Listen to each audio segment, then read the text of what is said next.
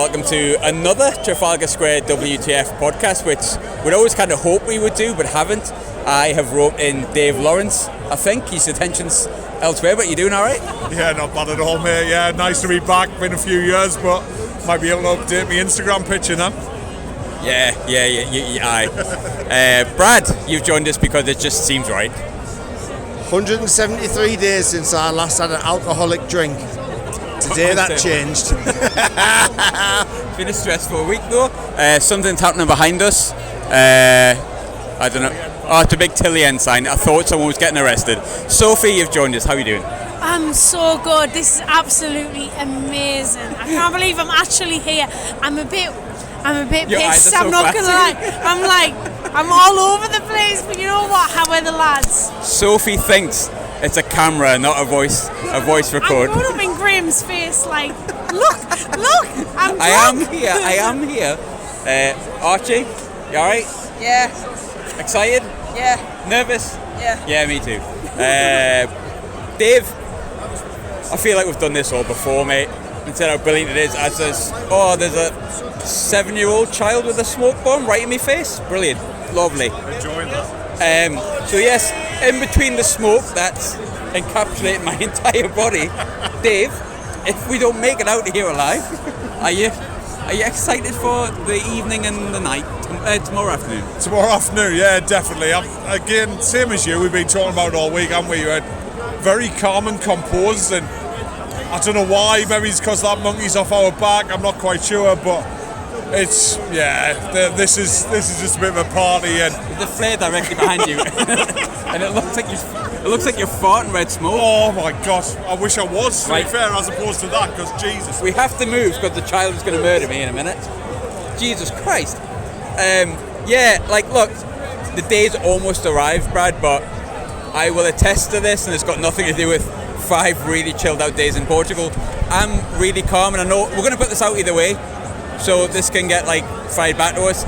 I'm so calm about it, and I described it the other day as if things don't go the way we want them to go, it's been a phenomenal season and a lot of things to be proud of, but I'm really, really calm about tomorrow, Brad. Yeah, I am too. And you know what's weird, right?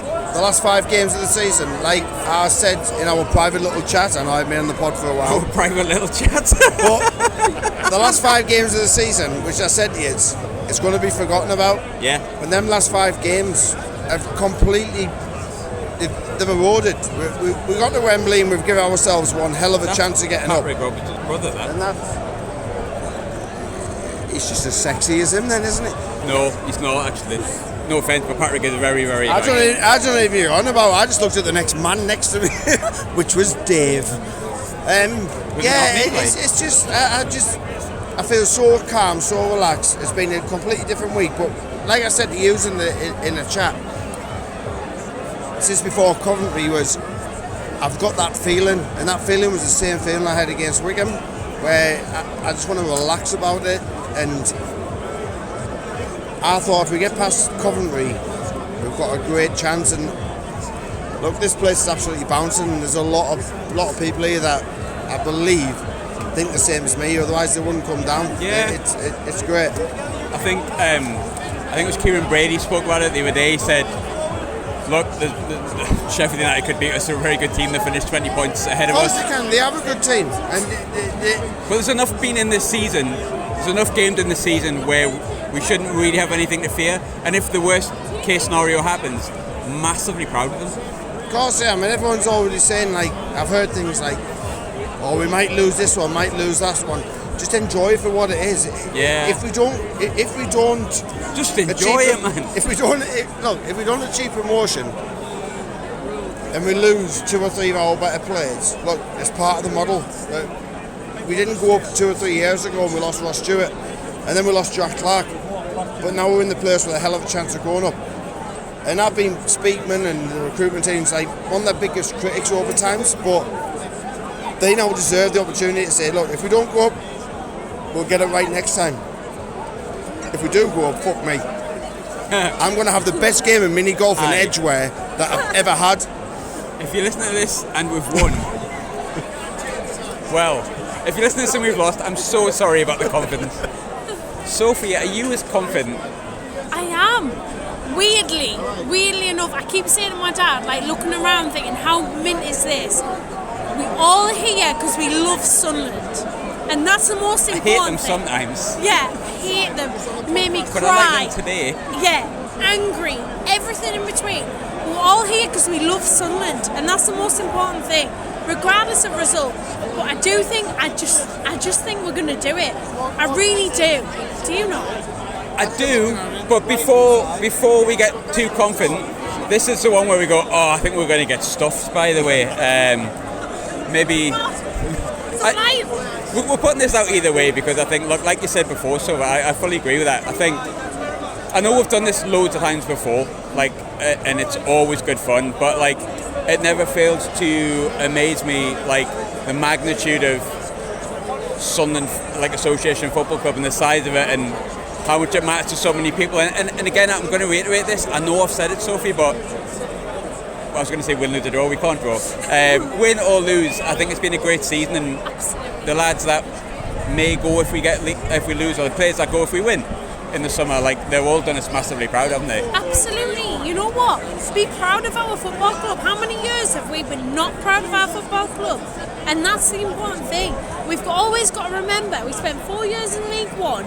Like, bloody hell. These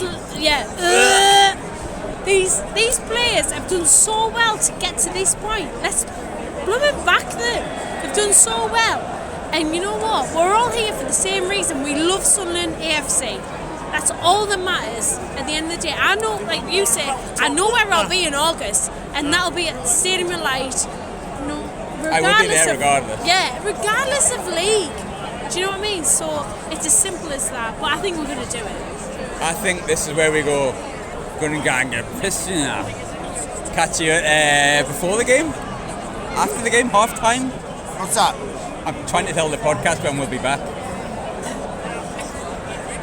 Before the game in the fan zone. If we got beat, everyone's like, don't want to listen. Before the game, fan zone. Fan zone, aye. We'll do it. Aye. We might even have Pete Senior. Oh, Pete Senior. Oh, Pete Senior. Pete Senior. The better Pete. The best Pete. The one who made Pete. The one and only Pete. The Pete. Pete's Tadpole. Senior Pete's Tadpole. Bye. Dave, I've had a glass of water and I'm not confident anymore. Have we made a mistake? Should we never release this ever again?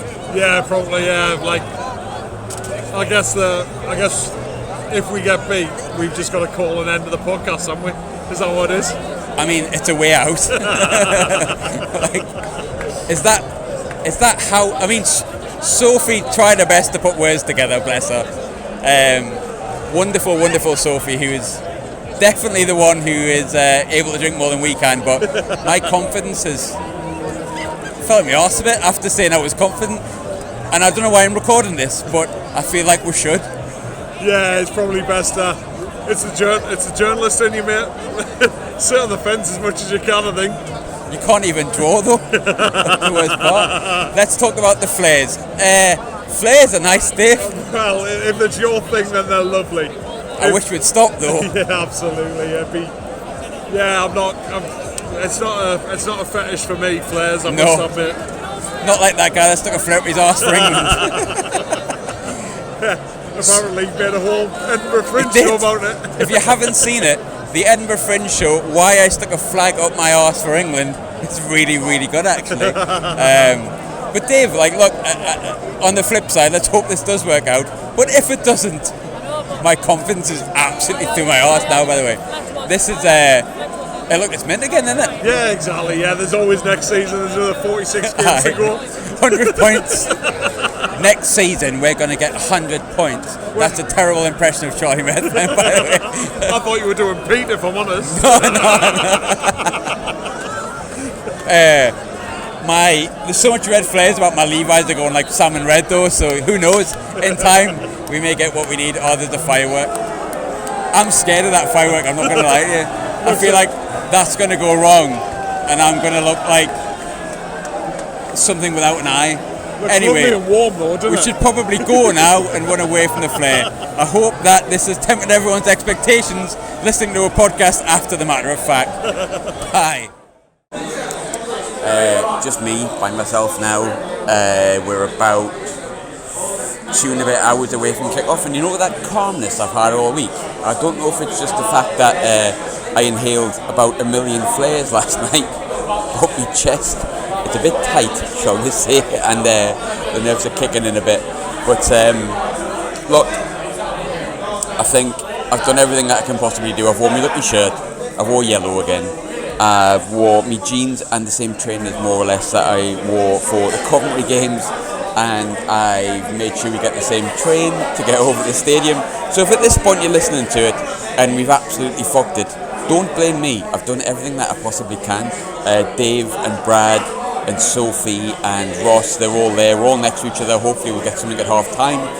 Hopefully it's a really positive one, and look, if it isn't and you listen to this backwards and you're a Sheffield United fan or whatever and you're laughing and poking fun at it, I've had a really good weekend with the people that I love and care about, and it's been great. But if you're listening to this and we're fucking get in, but yeah, look, let's look forward to what's coming now, if it's what we hope it is, and if it's not, I just turn off now.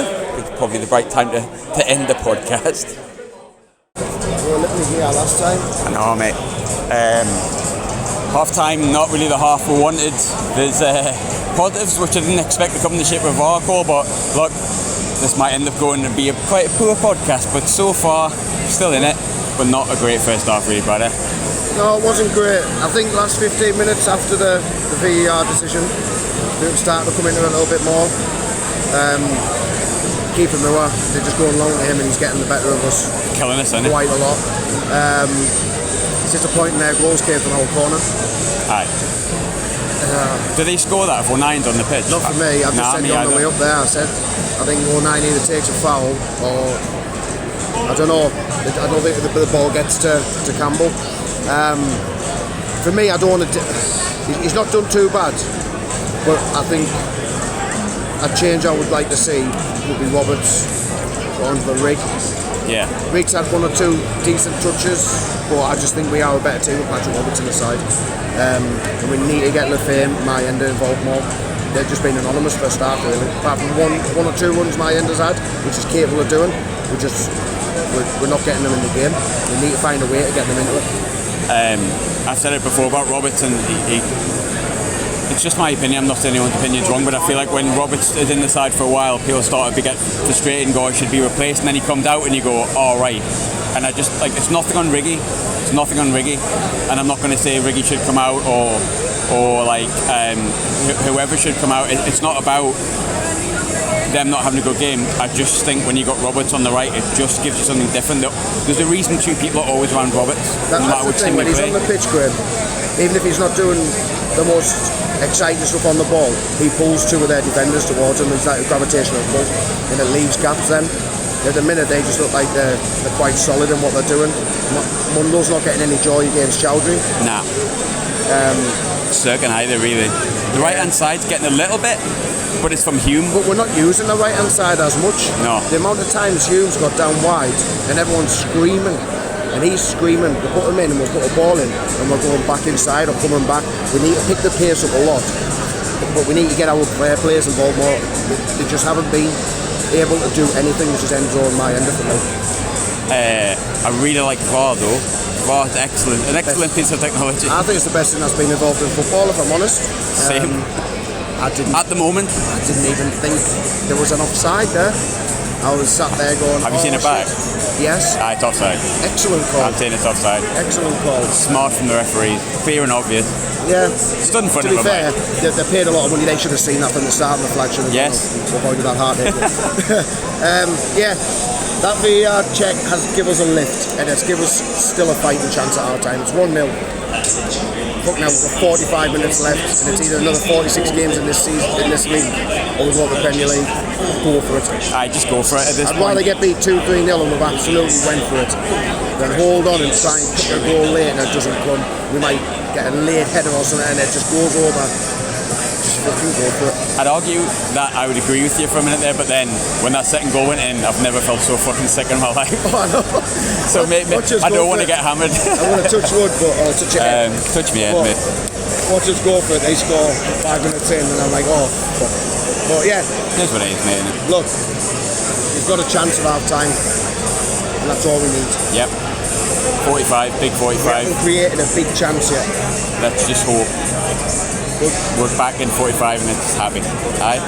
Well, if we're happy, it'll not be 45 minutes, mate. It'll be about an hour. Maybe. Because I'll be close off, I think. And if not, see you in a bit. Back close on. Boss! I've got a face of Sunderland player. I know!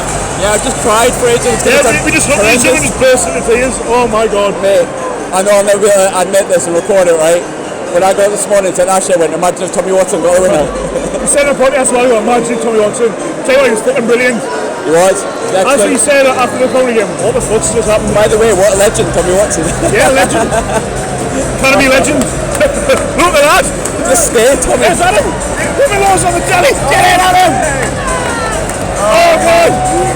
Can't get the guy just fell down and said, oh, I can't get up. The guy looks like Carl Mahay in front of us. Reggie LeBray, Sunderland legend. Build a statue. By the way, people lost those 5 games. Momentum. Look it up here. Ah, woohoo!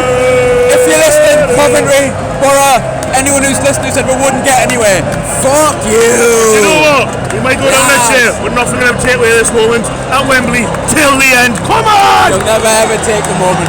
And then do the feed in England. An England player? A Sunderland player? You know, Wembley too many times. 2 wins at Wembley. Piece of piss, free comes from here. Here we go. Come I on. know this is not going to go across well at all, but I don't really care. Leave the pride in as well.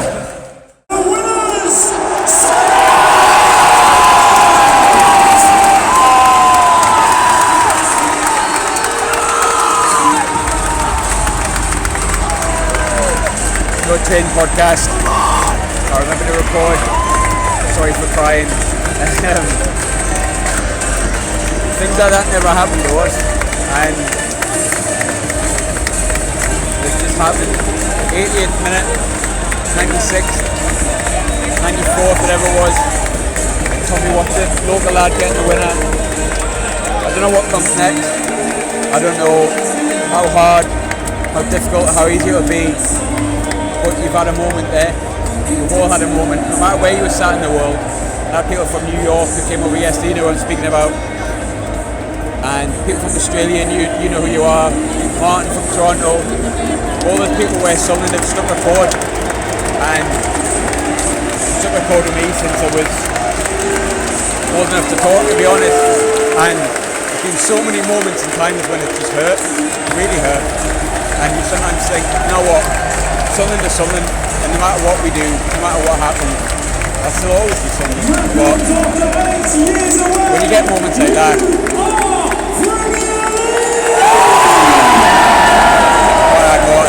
I really hope you've enjoyed the podcast. I'm exhausted, I'm knackered.